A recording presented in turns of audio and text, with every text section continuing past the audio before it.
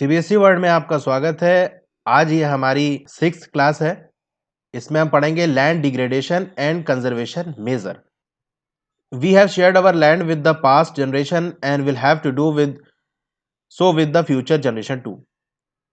तो हमने ज़मीन को जो अभी हमारे पास है उसको हमने पास्ट से शेयर किया है, यानी जो हमको ज़मीन मिली है वो पहले हमसे पहले वाले लोगों ने इस्तेमाल की थी और ऐसा ही हमको आगे भी करना है, यानी हमें आगे आने वाली जनरेशन के लिए है इसको शेयर करना पड़ेगा, यानी इनको देना पड़ेगा। 95% of our basic needs for food shelter clothing are obtain from land. तो 95% की जो हमारी बेसिक, बहुत ही बेसिक सी बुनियादी सी जो ज़रूरत है, जैसे खाना है और शेल्टर हो गया यानी घर वगैरह और कपड़ा है, ये हमको कहाँ से मिलता है? लैंड से मिलता है। Human activities have not only brought about degradation of land but also aggravated the pace of natural forces to cause damage to land. तो जो हमारी हरकतें हैं, इंसानों के जो काम है, उसने सिर्फ ऐसा नहीं है कि जो लैंड की क्वालिटी है उसको कम कर दिया है, लैंड को डिग्रेड कर दिया है, बल्कि जो नेचुरल फोर्स है जो इन्वायरमेंट को नुकसान पहुंचाती है, जैसे सॉइल इरोजन है। अब भाई पानी तो बहेगा ही, वो फोर्स लगाया गया और आसपास की जो सॉइल है उसको अपने साथ बहाने की कोशिश करेगा। लेकिन अगर हम ट्री काटते रहेंगे तो उससे इसकी स्पीड बढ़ जाएगी। दूसरी बात, जैसे कि सूरज की रोशनी है हमारे लिए ज़रूरत है, लेकिन अगर हम पेड़ काटते रहेंगे तो क्या होगा? वो चीज़ हमारे लिए नुकसान पहुंचाने लगेगी और ग्लोबल वार्मिंग बढ़ जाएगी, यानी टेम्परेचर जो अर्थ का है वो बढ़ जाएगा। तो इंसानों की एक्टिविटीज़ ने इस जो नेचुरल फोर्स है उसको भी और भड़का दिया है और बढ़ा दिया है और वो डैमेज करना शुरू कर दी है एनवायरनमेंट को, खास तौर से लैंड को। Some human activities such as deforestation, overgrazing, mining and quarrying too have contributed significantly in land degradation। तो कुछ इंसानों के काम, एक्टिविटीज जैसे कि डिफॉरेस्टेशन, हमने पेड़ काट दिया, और ओवरग्रेजिंग हो गया। यानी अब इससे क्या होता है, देखिए नुकसान कैसे होता है। अगर डिफॉरेस्टेशन हमने कर दिया, पेड़ हमने काट दिया, तो बहुत सारे ऐसे प्लांट होते हैं जिनको सूरज की रोशनी बहुत कम चाहिए होती है। अब क्या होगा, वहां से आसपास के पेड़ कट गए, अब सूरज की रोशनी वहां डायरेक्ट पड़ेगी।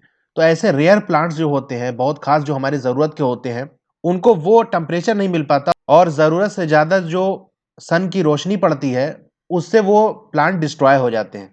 इसी तरह ओवर ग्रेजिंग से क्या होता है कि जो सॉइल को बचाने वाली एक लेयर होती है, यानी ऊपर सॉइल के हमारे वो पेड़ पौधा लगा है, तो सूरज की रोशनी डायरेक्ट जो है वो सॉइल पे नहीं पड़ पाती।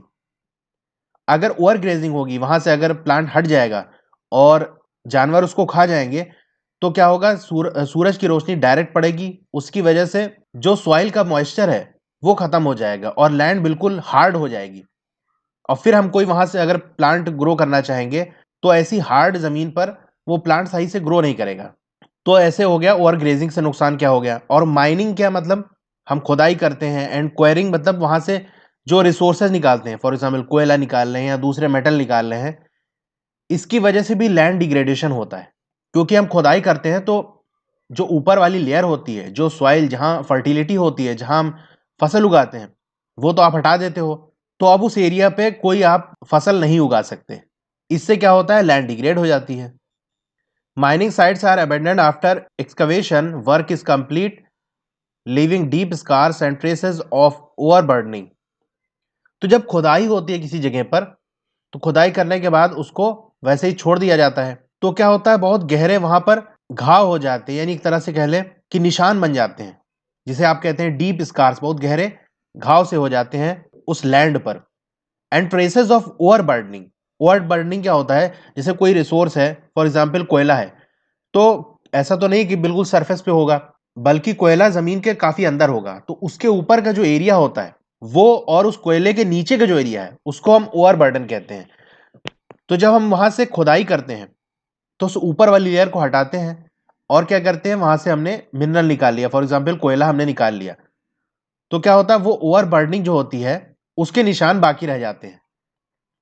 इन states like Jharkhand, Chhattisgarh, Madhya Pradesh and Odisha, deforestation due to mining have caused severe land degradation. तो हम झारखंड, छत्तीसगढ़, मध्य प्रदेश और उड़ीसा की बात करें, तो जो डिफॉरेस्टेशन हुआ है माइनिंग की वजह से, यानी खुदाई करना है तो आपको क्या करना पड़ेगा, फॉर एग्जाम्पल अगर वहां पेड़ लगा है तो पेड़ को काटना पड़ेगा, फॉरेस्ट एरिया को, उतने एरिया को क्लियर करना पड़ेगा। तो जब आपने पेड़ काटा तो वहां की लैंड की क्वालिटी को भी कमज़ोर कर दिया, और माइनिंग करने से तो वैसे ही लैंड डिग्रेड हो जाती है, क्योंकि जो फर्टाइल सॉइल होती है ऊपर की उसको आपने हटा दिया, और नीचे का जो ओवर बर्डन था उसको ऊपर ले आए आप। In states like Gujarat, Rajasthan, Madhya Pradesh and Maharashtra, overgrazing is one of the main reason for land degradation. तो अब गुजरात, राजस्थान, मध्य प्रदेश और महाराष्ट्र की हम बात करें तो यहाँ पर जो लैंड डिग्रेडेशन का बड़ा कारण है वो ओवर ग्रेजिंग है।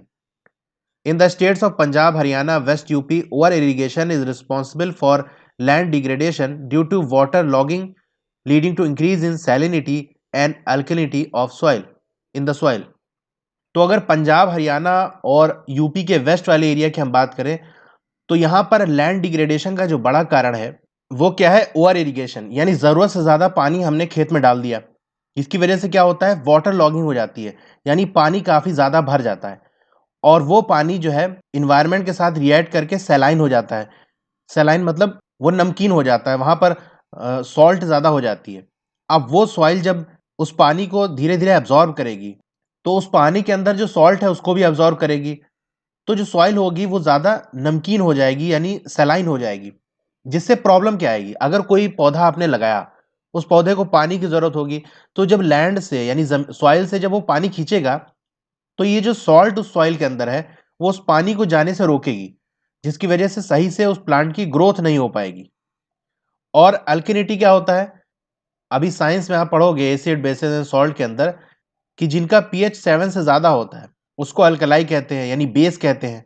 ठीक है, तो सॉइल के अंदर अल्कलिनिटी का मतलब होता है 8.5 से ज्यादा। अगर उसका बेस बढ़ जाता है तो वो सॉइल बहुत ज्यादा प्रॉब्लम क्रिएट करती है। प्रॉब्लम ऐसे होती है कि अगर सॉइल अल्कलाइन हो गई तो वो पानी को एब्जॉर्ब करने नहीं देगी, पानी अंदर जा नहीं पाएगा सॉइल के, और जब पानी नहीं जा पाएगा, ज़रूरत वाला पानी उसको नहीं मिल पाएगा, तो सीधी सी बात है लैंड की जो क्वालिटी है वो कम हो जाएगी। The mineral processing line grinding of lime stone for cement industry. तो मिनरल जैसा कि आपका लाइम स्टोन हो गया यानी चूना हो गया, उसको जो पीसते हैं हम सीमेंट इंडस्ट्री के लिए। सीमेंट कैसे बनती है? इसी चूने को और दूसरी चीज़ों के साथ मिलाकर काफ़ी ज़्यादा हीट करते हैं, यानी करीब 1500 डिग्री सेल्सियस पर इसको हीट करते हैं, तो उससे सीमेंट बनती है। तो पहले लाइमस्टोन क्या होता है? पत्थर की शक्ल में होता है ना, स्टोन होता है, उसको पीसते हैं, पाउडर बनाते हैं, फिर यह सीमेंट इंडस्ट्री में यूज होता है। तो इसकी वजह से an calcite and soapstone for ceramic industry generate huge quantity of dust in the atmosphere. और जो कैल्साइट है, कैल्साइट क्या होता है कि लाइमस्टोन के अंदर से यानी चूने के अंदर से और दूसरे मिनरल्स हम निकाल दें तो कैल्साइट बचता है। यानी सिंपल अगर कहें, कैल्साइट प्लस और दूसरे तरीके के कंपाउंड हम मिलाते हैं तो आपका लाइमस्टोन बनता है, यानी चूना बनता है। तो इस कैल्साइट और सोप स्टोन, इसकी जो ग्राइंडिंग होती है, इसकी पिसाई होती है सेरेमिक इंडस्ट्री के लिए, यानी चीनी मिट्टी के जो बर्तन वगैरह बनते हैं तो उस इंडस्ट्री के लिए इसकी जो पिसाई होती है। तो ये दोनों जैसे लाइमस्टोन हो गया, कैल्साइट और सोप स्टोन हो गया, इसकी जो पिसाई होती है उसकी वजह से बहुत ज्यादा धूल उड़ती है एटमॉस्फेयर में, यानी जब पीसा जाएगा तो इसके जो पार्टिकल्स है वो हवा में उड़ेंगे और एटमॉस्फेयर में ये फैल जाएंगे। It retards the process of infiltration of water into the soil after it settles down on the land. तो क्या करेंगे? ये जो धूल के कण होंगे, जो पार्टिकल्स होंगे, ये धीरे धीरे सेटल डाउन होंगे और एक सॉइल के ऊपर एक लेयर सी बना देंगे। उससे प्रॉब्लम ये होगी कि जब पानी इसके ऊपर पड़ेगा तो वो पानी अंदर जा नहीं पाएगा, सॉइल तक पहुंच नहीं पाएगा, क्योंकि ऊपर तो सोप स्टोन, कैल्साइट और लाइमस्टोन की लेयर बनी हुई है। तो जो इनफिल्ट्रेशन ऑफ वाटर है, यानी पानी अंदर जो जा रहा है, उसकी रफ्तार को कम कर देगा। जहां से जगह मिलेगी बहुत कम ही जगह से वो अंदर जा पाएगा।